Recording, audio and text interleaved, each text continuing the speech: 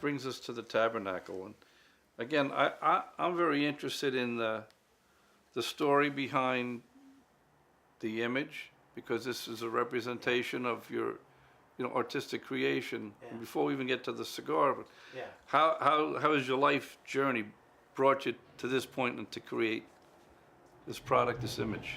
You ready to get right down into it? Let's do it. So I'm not here for the coffee, I can tell you that. this imagery, the word foundation, right? Really, the root of it goes back to the building of Solomon's temple. That's really what it comes down to. What was Solomon's temple? Solomon's temple held the tabernacle. The tabernacle was the resting place of the Ark of the Covenant. Very mysterious object. We don't know much about it. The Bible talks about it, and then it disappears. When I started in the cigar industry, I started listening, like I said, to a lot of reggae music.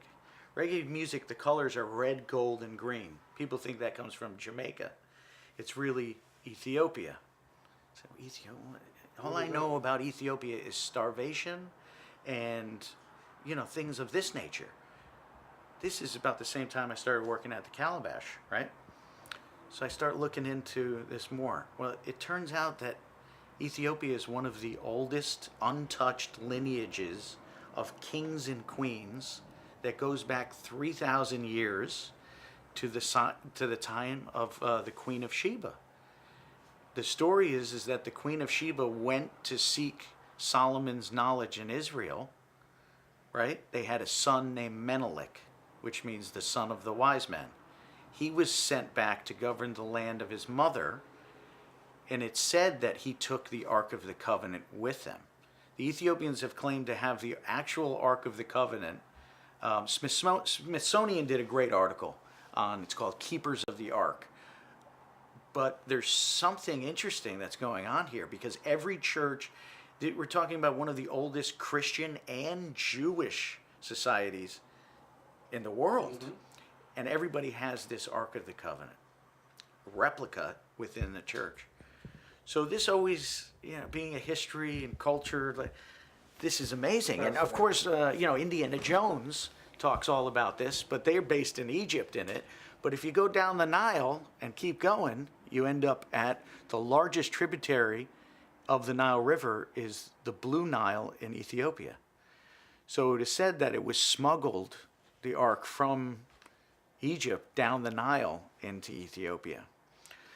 So for me, cigar smoking has always been this sort of, my humidor has always been like the transportable, my Ark of the Covenant.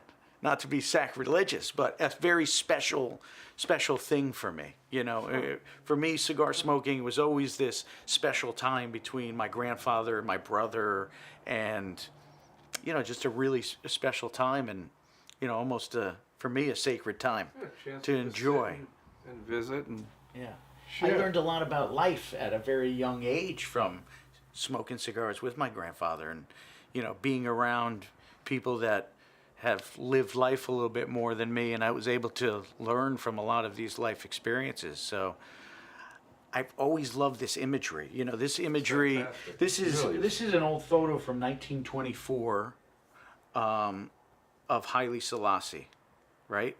He was given the name Haile Selassie. He was born with the name Rastafari, okay, which a lot of people don't know. But this imagery, the garb, he was crowned king in 1930, but just, it's just this whole world that I never knew about, that, most of the world doesn't know about. If you talk to our grandparents, my grandparents knew who knew this imagery.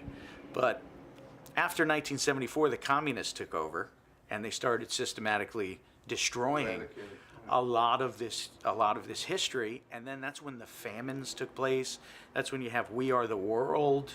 And still this day, you mentioned the word, people are like, people are like, what is this guy talking about? He's, everybody, but here's 3,000 years. Actually, the most untouched lineage of kings and queens in history that we have, that goes back, so many years. I wouldn't say I'm very, you know, I don't necessarily have a particular religion myself, I say, because I see a commonality. You know, for me, it's, again, It's how you live your how life. you and live it's- your life. But in the first book of the Bible, whether you want to read it scientifically or spiritually, it describes the Garden of Eden as having four rivers: Tigris, Euphrates, Gihon, and Fihon. Gihon flew through the land of Ethiopia, some Bibles say. Some Bibles say Cush. Ethiopia is Greek, Cush is Hebrew. They both mean the same thing: those who have been darkened by the sun. They have the first bones from Ethiopia, right? Yep. Now Picture through the first man. right, and now through our mitochondrial DNA, through your mother's DNA, everybody's mitochondrial mother's lineage, they're able to trace everyone. Indian tribes, African tribes, European, Chinese, to one female in this land, which I just think is awesome. It's incredible. But yeah, but this is you know. So I thought it would look great on a beautiful Havana seed grown in Connecticut. It's all, yeah, it's again, it's part of your homage to the things in your life Yeah. that are the foundation of your life.